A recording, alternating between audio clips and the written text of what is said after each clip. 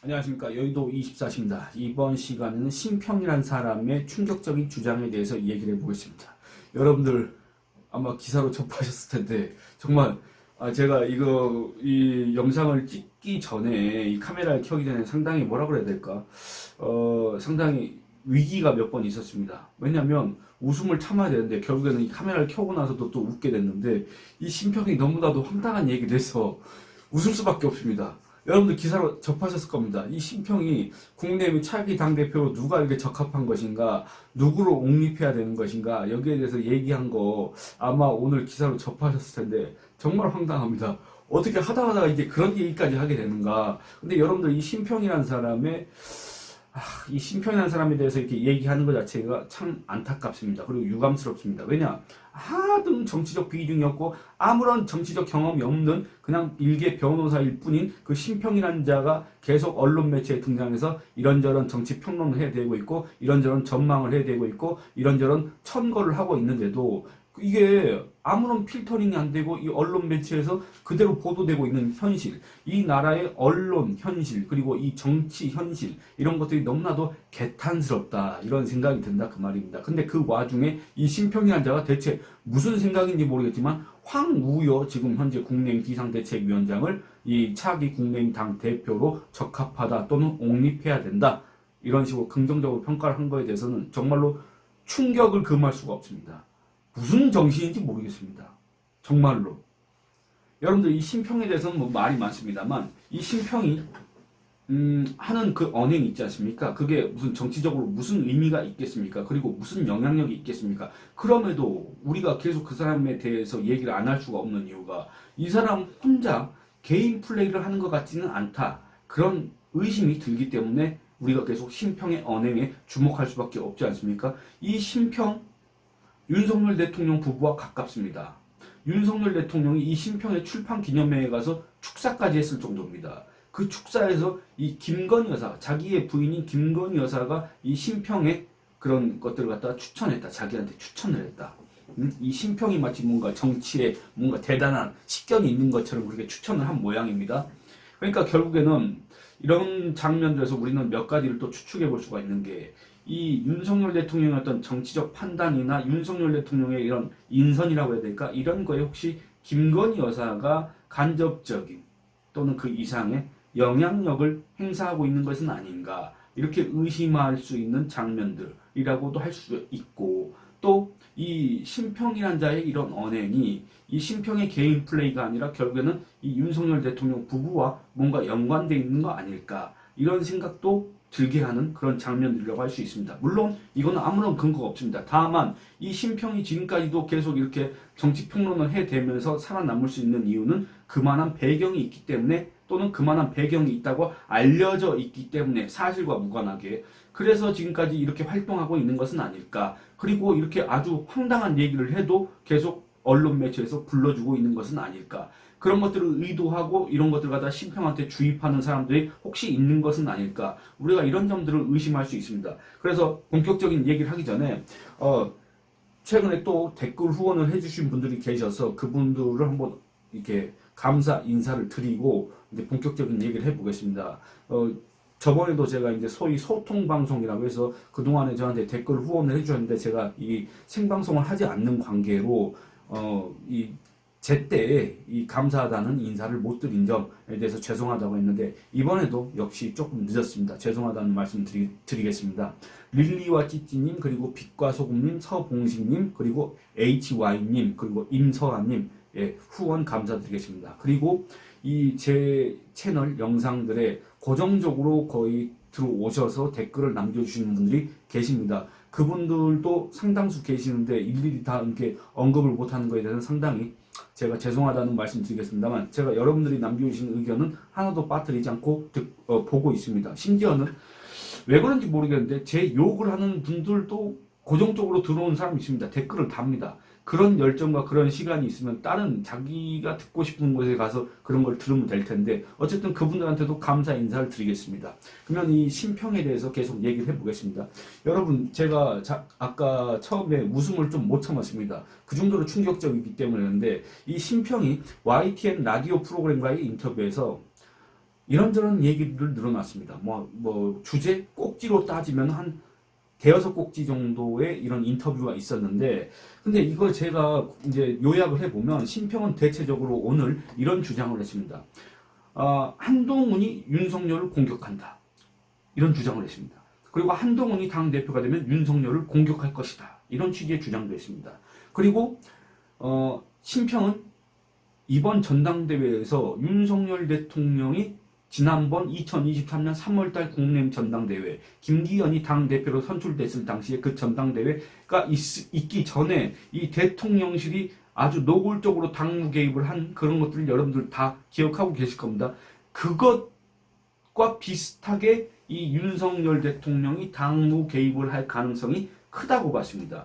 이거는 심평의 분석이라고도 할 수 있겠지만은 이거는 어떻게 보면 예고다. 예고라고도 할 수 있겠습니다. 윤석열 대통령이 실제 당무 개입을 할 것이다. 이런 건 제가 잘 모르겠습니다만, 심평이 이렇게 얘기한 거는 윤석열 대통령 측과 무관하게 어쨌든 이런 일이 재현될 수 있다는 그 예고를 한 것 아니겠느냐. 이런 생각이 듭니다. 그리고 또, 아까 제가 웃음을 참지 못한 부분, 이 심평이 국민의힘의 차기 당대표로 황우열한 사람이 적합하지 않느냐. 황우열한 사람. 뭘 이렇게 언급했다는 거. 그리고 이 심평은 해당 인터뷰에서 황우열을 2차례에 걸쳐서 아주 극찬을 했습니다. 여러분들 이거는 아마 지금 현재 국민의힘 지지층과 아주 그 국민의힘 지지층의 인식과 동떨어진 아주 딴 나라 얘기, 어디 먼 나라 얘기, 그걸 하는 것 같습니다. 근데 이런 심평이라는 자가 과연 이게 국민의힘 또는 윤석열 정부를 갖다가 성공을 바라는 사람이겠습니까? 아니면 윤석열 대통령과 국민의힘을 이간질하고 윤석열 정부를 몰락을 재촉하는 그런 역할을 하는 사람이겠습니까? 그거 판단은 여러분들한테 맡기도록 하고, 또 이 심평이 이 최근에 당선인 시절에 김민전 지금 현재 국민의힘 비례대표 의원이 이 삼김특검을 해야 된다. 삼김특검이 뭡니까? 바로 김정숙, 김혜경, 김건희 특검을 받는 대신에 김혜경, 이재명의 부인 김혜경과 문재인의 부인 김정숙, 이 세 사람의 특검을 같이 해야 된다. 그러면 김건희 특검도 받을 수 있다는 취지로 그런 주장을 했지 않습니까? 제가 근데 이거 전 영상에서 말씀드렸지만, 어떤 분들은 이거 절묘한 안이다, 절묘한 대응 방법이다 라고 감탄하셨을 수 있는데 절대 그렇지 않습니다. 그리고 또 그 댓글 남겨주신 분이 계셨습니다만, 그렇게라도 여론전을 해야 되는 거 아니냐고 했는데, 여러분들 그렇게 생각하실 수도 있는데 중요한 건 뭔지 아십니까? 지금 현 정권이 있지 않습니까? 지금 현 정권에 대한 분노 때문에 이 김건희 특검법에 대한 찬성 여론이 높은 겁니다. 근데 그걸 갖다가 지금 현재 대선 주자 또는 더불어민주당 대표의 부인을 끌어들이고, 그다음에 퇴임한 전직 대통령의 부인을 끌어들여서 한다? 여러분들 그게 과연 어떤 국민적 호응을 얻을 수가 있겠습니까? 물론 이 소위 말하는 보수 지지층의 분노, 그런 것들을 갖다가 다시 깨울 수는 있어도 그거는 일시적이고 그거는 한정적일 뿐, 범국민적 분노를 일으킬 수는 없지 않습니까? 그걸 분위기를 이렇게 붐업시킬 수는 없지 않습니까? 지금 왜 그렇습니까? 지금 이 국민의힘 또는 윤석열 정부는 아주 절대적인 위기, 절대적인 열세에 빠져 있기 때문에 그럴 만한 힘 자체가 없습니다. 그럴 만한 여론이 조성되어 있지 않습니다. 여기서 어떤 걸 하더라도 역공을 당할 가능성이 너무나도 큽니다. 그리고 그 역공에 대응할 만한 능력도 없고 그 역공에 대응할 만한 정무적인 감각도 없습니다. 제가 지금까지 관찰한 결과에 따르면. 그래서 상당히 위험하고, 그렇기 때문에 그런 무리수를 두지 않아야 된다는 취지에서 제가 여기에 대해서 비판을 한 바가 있는데, 이 심평은 이거에 대해서 상당히 긍정적으로 얘기하면서 전 정권 심판론이 살아나고 있다라고 했습니다. 근데 이건 정말 아니란 판단이라는 걸 다시 한번 말씀드리겠습니다. 지금부터 이 심평이 인터뷰에서 얘기한 거를 한 번씩 언급하면서 여기에 대해서 다시 한번 분석을 해보도록 하겠습니다. 여러분들 이 해당 프로그램의 사회자가 심평한테 이렇게 물어봅니다. 한동훈 위원장은 윤석열 대통령, 윤석열 정부의 성공적인 국정 운영에 그다지 큰 도움이 되지 않을 거라고 보십니까? 라고 했습니다. 왜냐? 이번 전당대회 그 관련 여론조사 결과를 보면 어떻습니까? 한동훈 전 위원장이 국민의힘 지지층에서는 압도적인 지지율을 기록하고 있고, 그 다음에 전 국민을 대상으로 하더라도 1위를 기록하고 있지 않습니까? 또는 이 오차범위 안에서 2위를 기록하고 있지 않습니까? 근데 이 국민의힘 전당대회 규정이 당심이 아무리 못해도 50% 이상은 들어갈 거기 때문에 그런 것들을 고려하면 그 누구도 한동훈이라는 사람이 경쟁자가 될 수는 없다. 지지율상으로. 그러면 한동훈이라는 사람을 사실상 추대하는 전당대회가 될 수밖에 없는데, 만약에 출마를 한다고 한다면. 근데 이 심평은 이 한동훈에 대해서 상당히 부정적인 얘기를 하고 있다 그 말입니다. 그래서 사회자가 윤석열의 국정 운영에 도움이 안 될 거라고 생각하느냐 했더니, 심평, 지금 현재로서는 그렇지 않습니까? 지금 친한동훈 세력은, 저는 근데 이것도 웃긴 게 뭐냐면, 여러분들 지금 현재 국민의힘에 국회의원이 108명이라고 치더라도 그 중에 친한동훈이라고 할 만한 사람이 과연 몇 명이나 있습니까? 제가 과거에 무슨 친이낙연계 이런 얘기가 나왔었습니다. 이낙연 씨가 거의 대선주자 지지율 1위를 기록할 때 30% 정도를 기록하고 있을 때 친이낙연계라는 그런 말들이 언론에 나올 때 제가 그런 얘기를 한 바 있습니다. 친이낙연계는 없다. 굳이 따진다고 한다면 이낙연의 지역구로 물려받는 이계호 정도가 친이낙연계라고 할 수가 있다. 이렇게 얘기했는데, 그것과 마찬가지로 지금 현재 국내의 친한동훈계라고 할 수 있는 이 원내 인사가 과연 몇 명이나 있습니까? 여러분들 그거 갖다가 개파라고 할 수가 있을 정도의 규모라고 할 수가 있겠습니까? 있다고 하더라도 그게 개파입니까? 그게 친한동훈계라고 할 수가 있습니까? 친한 세력이라고 이렇게 통칭할 수가 있습니까? 그 정도의 규모가 아니지 않습니까? 그런데 이 심평은 마치 국민의힘 안에 한동훈 위원장이 이미 자기의 세력들을 갖다가 심어놓은 것처럼, 이 비대위원장이라는 자리를 이용해서 또는 이 총선 과정에서 이 공천권을 행사하면서 자기 사람들을 이미 만들어 놓은 것처럼 그렇게 해놓고 친한이라고 규정을 해버렸다 그 말입니다. 이거는 여러분들 간단한 표현이지만 상당한 그 안에는 위험한 저의가 숨겨져 있다. 이렇게 해석할 수도 있습니다. 지금 친한 세력은 현실적으로 보면 윤석열 대통령이나 윤석열 정부를 향해서 야권과 함께 협공의 자세를 취하고 있다고 저는 봅니다. 라고 했습니다. 여러분들 다시 말씀드리면, 지금 현재 국민의힘 원내 인사 중에는 친한 세력이 없고, 지금 원외 당협위원장 또는 탑목회 이런 쪽에서 약간 한동훈 전 위원장한테 우호적인 자세를 취하고 있는 것 같긴 합니다만, 그 사람들은 그럴 수밖에 없는 게, 왜냐? 자기들은 원내에 진출하고 싶은데 어떤 줄이나 끈이 없지 않습니까? 그러면 현재 유력 주자인데도 현재 그 주위에 별로 사람이 없는 것처럼 보이는 한동훈이라는 사람한테 모여들 수밖에 없습니다. 물론 한동훈 전 위원장은 이런 사람들을 가려서 받아야 될 필요가 있다고 저는 분명히 생각합니다. 그 중에는 상당히 문제인 많은 사람들도 있습니다. 누가 봐도. 근데 그런 사람들이 지금 언론 매체에 자주 등장하고 있다는 것도 저는 상당히 안타까운 일이라고 생각합니다. 여러분들 정말 이번 총선에 자꾸 말이 딴 데로 새는데, 이번 총선에서 낙선했다는 이유로 그들을 동정해서도 안 되고, 이번 총선에서 마치 그들이 뭔가 피해를 봤다는 식으로 생각하시면서 그들이 무슨 얘기하는 게 정치 개혁이라고 생각하셔도 안 되고, 그들이 얘기하는 게 한동훈 전 위원장한테 도움이 될 것이다 라고 생각하시는 것도 상당히 위험하다고 저는 생각을 합니다. 여러분들 절대 그렇지 않습니다. 나중에 그들이 조금 더 정치적으로 비중이 생기면 그들에 대해서 하나하나씩 얘기를 해보도록 하겠습니다. 그리고 제가 어디까지 얘기했는지 잊어버렸는데, 이 사회자가 저하고 같은 문제 제기를 합니다. 친한 세력이라고 말씀하셨는데 실체가 있습니까? 라고 물어봤습니다. 근데 또 이 심평이 뭐라 그랬냐면, 친한 세력은 지금 국민의힘 내부에 확고한 포지션을 갖고 있죠 라고 합니다. 여러분들 진짜 끝까지 한번 읽어보겠습니다. 지금 팬클럽만 해도 8만 명이나 되고, 또 국회의원 공천을 한동훈 전 위원장이 거의 좌지우지했지 않습니까? 여기서부터 사실관계가 달라지는 겁니다. 여러분들 국내 공천을 좌지우지한 사람이 한동훈 전 위원장입니까? 여러분들은 지금 그렇게 알고 있습니까? 여러분들 이 공천 작업을 이미 전부터 해왔던 사람이 분명히 있습니다. 그렇지 않습니까? 제가 차마 그냥 이름은 얘기 안 하겠지만 여러분들 다 아시는 내용일 텐데, 분명히 의원실에서 자기 방에서 그 지도 내지는 그런 명단들을 다 갖다 놓고 그런 공천 작업을 갖다가 이미 다 준비해 놓은 사람이 있었을 텐데, 그 사람에 대해서는 아무 말도 하지 않고 이 총선 국면에 들어와서 이미 사실상의 공천 작업들이 거의 마무리된 상태에서, 물론 이 공천이라는 건 이제 경선을 붙이는 거 이것까지도 이제 공천이라고 한다면, 어쨌든 그런 상태에서 비대위원장으로 갑자기 추대돼서 들어온 한동훈 전 위원장이 공천을 거의 좌지우지했다고 이렇게 얘기하는 심평. 이 사람은 여기에 대한 책임을 아마 져야 될 날이 올 수도 있을 겁니다. 그렇지 않습니까?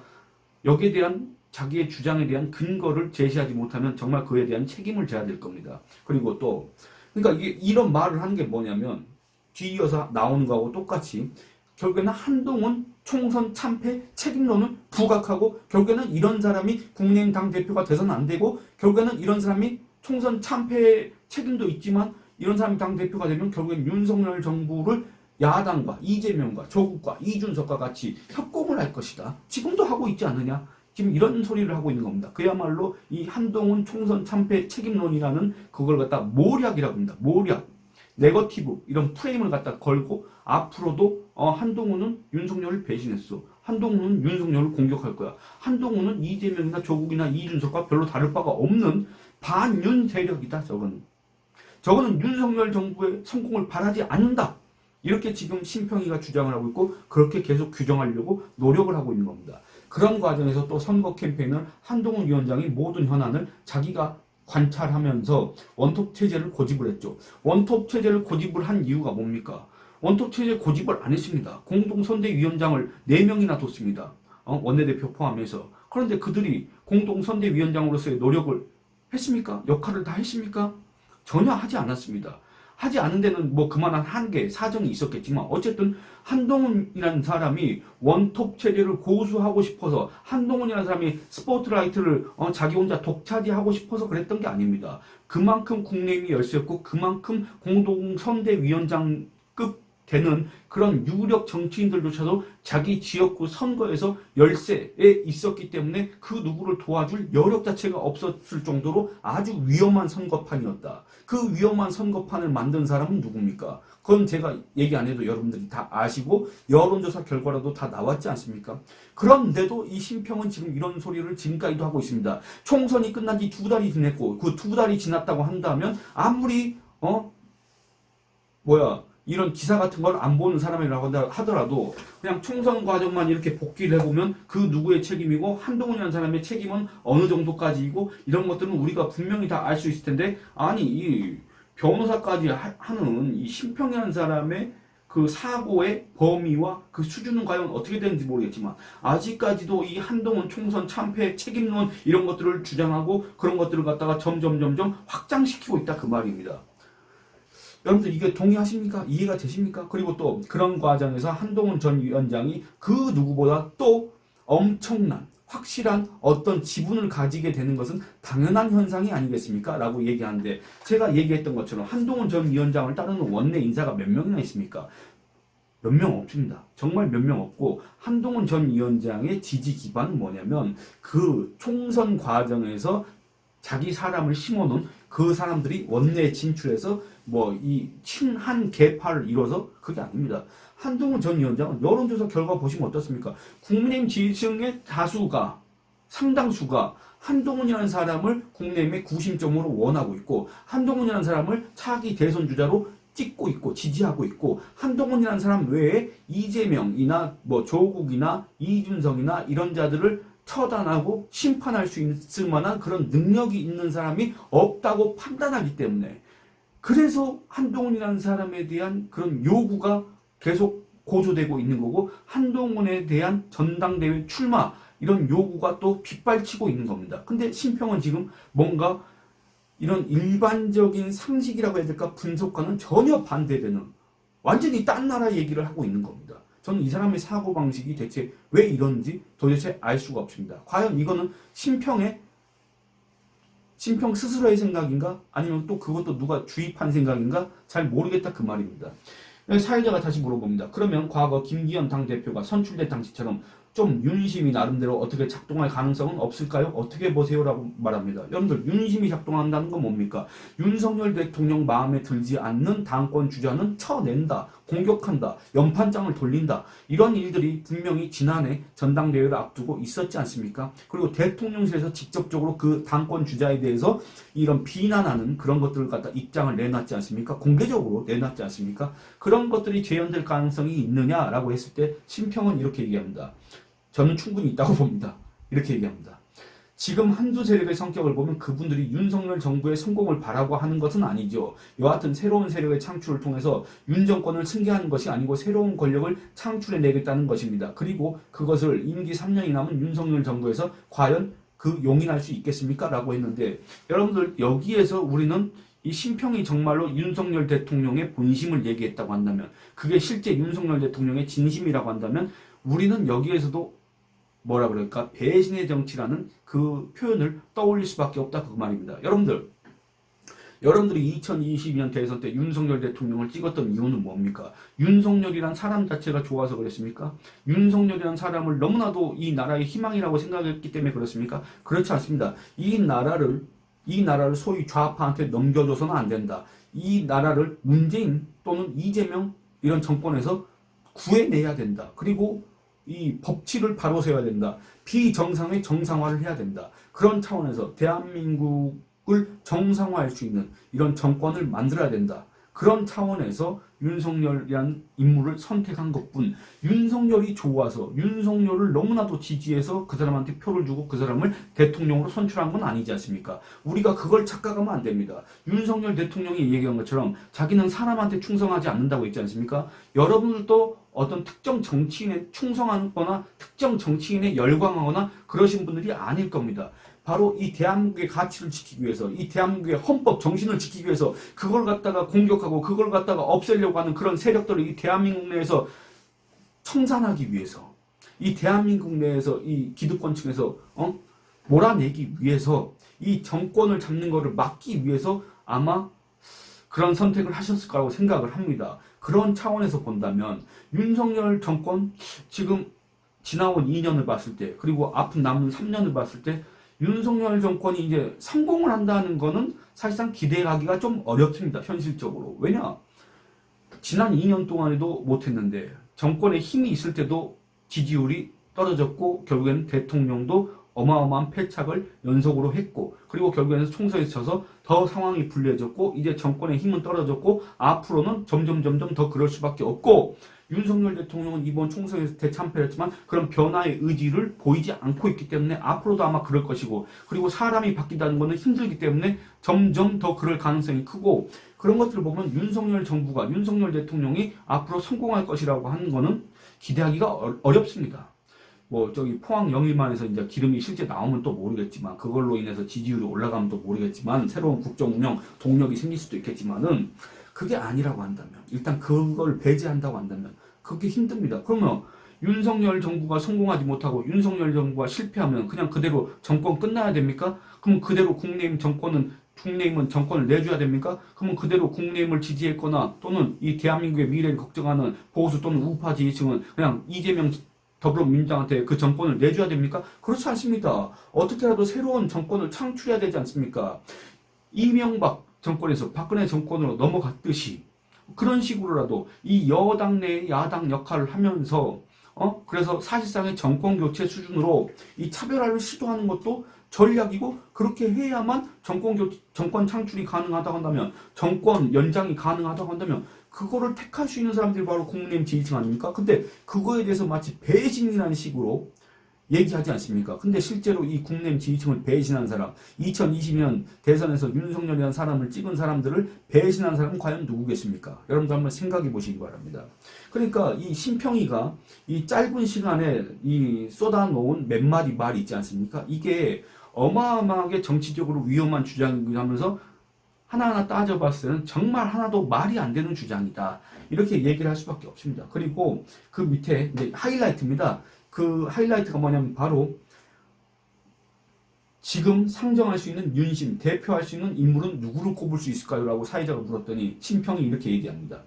지금 황우여 비대위원장께서 오시고 나서 아주 듬직하게 또 지금 당을 잘 추스르고 나가고 계시죠. 지금 어느 때보다도 과거 이준석 당대표 이래로 윤석열 정부가 상대해야 했던 당대표들 어느 분보다도 더 국민의힘 당을 잘 이끌어 나가고 있다고 봅니다. 그래서 감히 어떤 정치적 상상력을 발휘한다고 그러면 황우여 비대위원장을 차기 당대표로 옹립하는 것도 충분히 가능성이 있는 일 아니겠습니까? 라고 아주 충격적이고 아주 황당하고, 이 표현으로 부족합니다. 충격적이다, 황당하다, 이 표현으로 부족할 정도로 어마어마한 주장을 했습니다. 여러분들, 지금 현재 이 5,100만 대한민국 국민 중에서 또는 그 중에 한 30% 정도가 국민의힘 지지층이라고 한다면 대한민국 국민 1,500만 명 중에서 국민의힘 지지층 1,500만 명 중에서 과연 지금 이 순간 또는 최근 들어서 또는 황우여라는 사람이 국민의힘 비상대책위원장을 맡고 난 이후에 황우여 같은 사람이 국민의힘 차기 당대표가 됐으면 좋겠다. 저 사람이야말로 정말 이 국민의힘을 그 누구보다도 잘 이끌어가고 있구나라고 이렇게 평가하는 사람이 과연 몇 명이나 되겠습니까? 100명? 1000명? 근데 신평은 이런 주장을 하고 있습니다. 근데 저는 신평이 왜 이렇게 충격적인 주장을 갑자기 이렇게 꺼냈을까?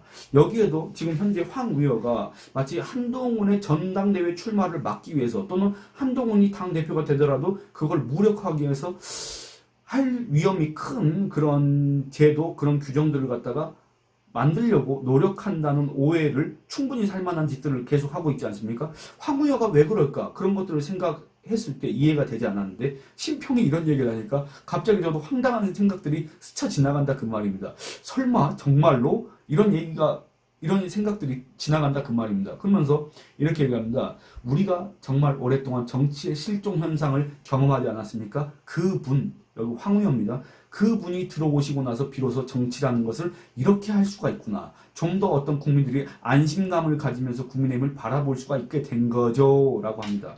또 황우여에 대해서 또 이렇게 칭찬하는데 뭐냐면 이렇습니다.